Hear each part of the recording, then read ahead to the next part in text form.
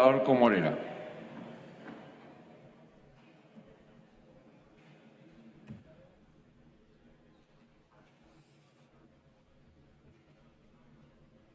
Buenos días. Gracias. El pasado 4 de julio de 2017 aprobamos en la Comisión de Justicia una moción que instaba al Gobierno a promover las medidas necesarias para reformar el artículo 22.4 del Código Penal, incluyendo en la relación prevista en el referido artículo sobre las agravantes la aporofobia. Creo que es un hecho relevante porque en aquellos días la palabra aporofobia no estaba ni siquiera reconocida por la RAE.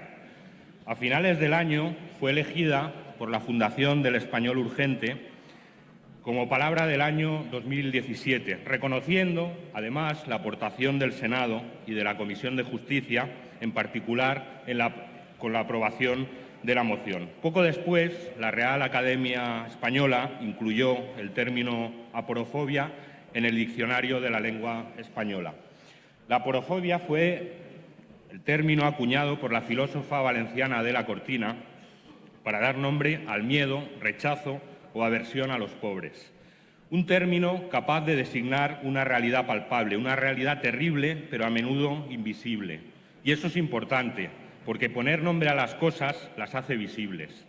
Trabajar para conseguir la justicia social y la igualdad consiste, entre otras cosas, en poner nombre a las situaciones de discriminación y violencia. ¿Y por qué traemos esta proposición de ley? Porque a pesar de que hace más de un año que fue aprobada la moción, no hemos visto ningún gesto por parte del Gobierno, ni uno ni otro, para llevar a cabo lo peticionado en la moción. Sí, ya sabemos que uno fue desalojado y el otro acaba de llegar, pero lo cierto es que creemos que urge que en esta legislatura la aporofobia entre en el Código Penal. Y no solo nosotros, la sociedad civil así lo piensa también, y especialmente las asociaciones que trabajan con personas sin hogar, como RAIS Fundación, como Fundació Arrels, como Centre Assís y tantas otras. Por eso hemos decidido presentarla para su toma en consideración. Y es importante porque es una forma de reconocer la especial vulnerabilidad que las personas sin hogar tienen frente a delitos basados en la intolerancia y los prejuicios y de esa forma poder combatirlo. En los últimos años se han producido situaciones de agresiones y discriminación a personas sin hogar, a pesar de ser un fenómeno bastante invisible y poco denunciado. Sin embargo, el Código Penal, dentro de los delitos de odio, no contempla como agravante la situación socioeconómica o de sin hogar de las víctimas, a pesar de que es evidente que esta situación hace a las víctimas especialmente vulnerables. La Ley Orgánica 1/2015 amplió el catálogo de las circunstancias agravantes recogidas en el artículo 22.4 del Código Penal. Se trata de un catálogo cerrado con motivos, ideología, religión o creencia, su pertenencia a una etnia o raza, su origen nacional, su sexo, orientación sexual, situación familiar, enfermedad. En este sentido, además de los motivos citados, se introduce en el año 2015 la motivación por razones de género y se emplea el término discapacidad en lugar de minusvalía. Pero, en cambio, queda excluido el término aporofobia o cualquier otro similar. Hasta ahora los tribunales mayoritariamente se limitaban a tratar las agresiones de este tipo como delitos de lesiones, salvo algunas excepciones en las que se ha aplicado el artículo 173.1 del Código Penal, es decir, un delito contra la integridad moral. El Ministerio del Interior, desde hace unos años, recoge en su informe sobre la evolución de los incidentes relacionados con los delitos de odio en España las infracciones penales y administrativas cometidas contra las personas por su situación de pobreza y exclusión social, señalando que los casos de aporofobia van en aumento, y ello a pesar de la dificultad de contabilizar y encuadrar las agresiones que sufren las personas que viven en la calle con un componente discriminatorio.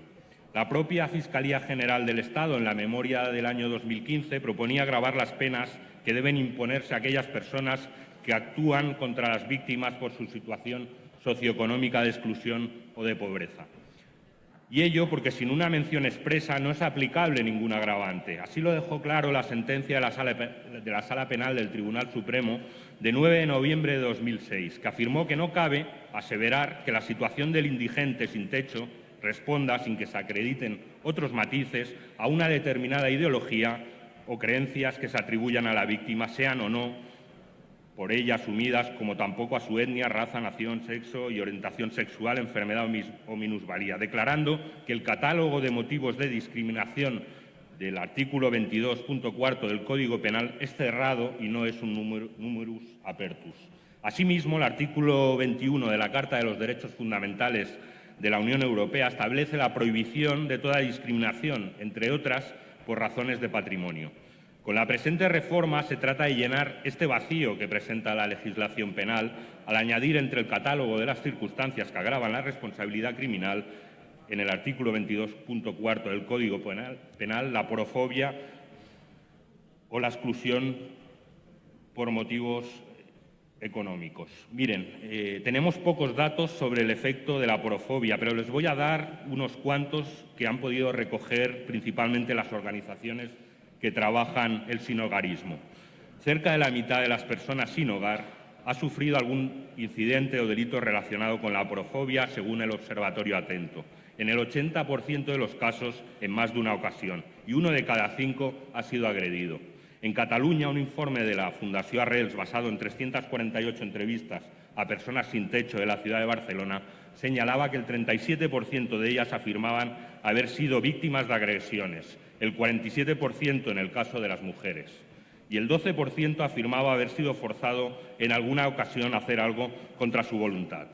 Aunque aún más aterrador son los datos que dan los últimos informes RACSEM del Movimiento contra la Intolerancia. Un 27% de las muertes de personas sin hogar en el año pasado fue por agresiones y violencia física. A ello hay que añadir que normalmente las víctimas de esta violencia no se atreven a denunciar e ir a los juzgados. El miedo a que no les crean o a sufrir mayores consecuencias forma parte de los temores que lleva a mantener en silencio esta cruda realidad. Así lo explica Beatriz Fernández, responsable del equipo de gestión interna de Arrels. No nos ha llegado nunca una persona que nos diga que ha sido agredida y que quiere denunciar. Ellos lo ven como un episodio más de su vida en la calle, como si estuviera sumido. La primera dificultad que se encuentran es que estamos ante personas invisibles y si logran que al final entiendan que son víctimas, tampoco denuncian porque tienen una desconfianza total en el sistema. Tampoco hay una cifra única para contabilizar a las personas sin recursos. El Instituto Nacional de Estadística arrojó en 2012 una cifra de 23.000 personas sin hogar. Sin embargo, Rights Fundación, por ejemplo, eleva los cálculos a 31.000 ciudadanos viviendo en la calle y algunos estudios cifran ya o lo calculan en 40.000 personas. Esperamos contar con el apoyo unánime de la Cámara, como ya ocurrió en la Comisión de Justicia, principalmente el grupo mayoritario, a quien me consta su preocupación por la aporofobia, toda vez que incluso ha presentado también una proposición no de ley en el Congreso. Espero esta vez también contar con el apoyo de la senadora Domínguez de Posada. Estamos completamente de acuerdo con lo que dijo en la Comisión de Justicia. Lo que se tiene que hacer desde el Estado es trabajar en las políticas sociales y en la educación. Eso es lo fundamental, pero ello no obsta que también desde el Código Penal se dé una protección ampliada a los más indefensos. Y ojalá nunca se tenga que aplicar esta agravante. Pero recordemos que por eso el derecho penal debe ser siempre la última ratio. Pero su inclusión como agravante no deja de ser un mensaje que damos a la sociedad de protección a las personas más vulnerables. En un artículo del País publicado a raíz de esta iniciativa, daban voz a Raúl, persona sin hogar, que decía: hace poco entraron 3 jóvenes en el cajero en el que duermo, en Gran Vía, y me robaron una bolsa con mis cosas. Otro día unos borrachos vinieron a sacar dinero y me pegaron una patada entre risas. Otras veces son insultos: mírate, sucio de mierda. A todos nos vienen a la memoria casos de agresiones a personas sin hogar, desde los más brutales, como cuando en 2005 2 jóvenes quemaron viva a Rosario Endrinal cuando dormía en un cajero en Barcelona, en un acto de sadismo cobarde y brutal. A otros casos más recientes, como el caso del tatuaje de Benidorm o el de la pasta de dientes de un youtuber. Como señala Jesús Sandín, responsable del programa de personas sin hogar de Solidarios para el Desarrollo, las personas que padecen pobreza sufren una situación continua de violencia que les afecta a la autoestima, a la motivación y a la manera de estar en el mundo. Cada 6 días muere una persona sin hogar en España y es necesario activar medidas para atajar esta realidad en todos los ámbitos. Reconocerlos, visibilizar el problema y darles voz. Para ello, también sirve la reforma del Código Penal que proponemos, algo mínimo pero necesario, y por ello pedimos el apoyo de sus señorías para esta toma en consideración. Muchas gracias. Gracias, senador Comorera.